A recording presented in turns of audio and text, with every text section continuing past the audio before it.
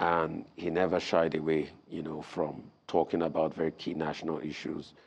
I come from a very prestigious, long line from the Agbomagbe line, and he's impacted the country, served with the APC, got out to the Labour Party at some point. I mean, served with the PDP, then beg your pardon, then got out to the Labour Party at some point, and now he pretty much supported President Bola Ahmed Tinubu in his last days. But he was always an interviewer's delight. He would come, sit on this, around this table, have conversations with us about the country. He had his convictions. I mean, and win or lose, you know what he stood for, and he was a man, of his convictions.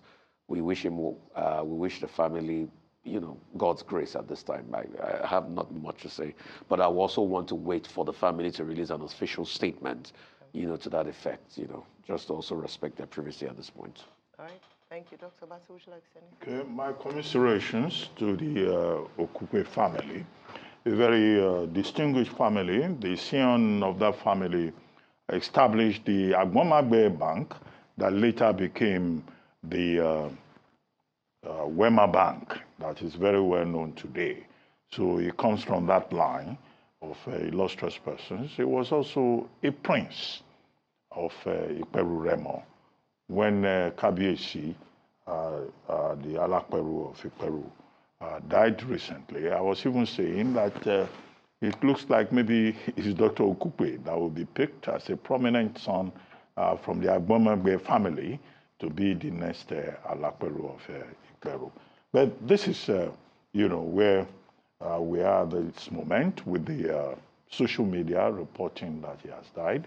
I was looking frantically for a statement from the family, because in the past, people have been declared that they died when they were still alive. And in the case of Dr. Doyin Okupke, it's very difficult to just wake up in the morning and hear that there are reports on social media that he has passed on. Well, I had the privilege of working with Dr. Doyin Okupke as the presidential spokesman 2011 to 2015. Dr. Okupke was brought in later as a senior special assistant on public affairs.